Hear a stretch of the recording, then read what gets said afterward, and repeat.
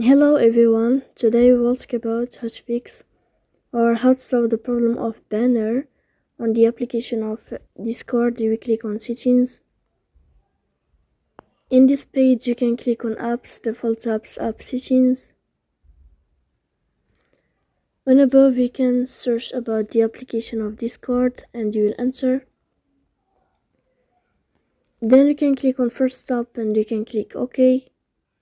After that you will enter to the window of storage. Here you can click clear cache. Don't click clear data because that can delete your account. In the end you can turn on your airplane mode and you can turn off your airplane mode again to fix that problem.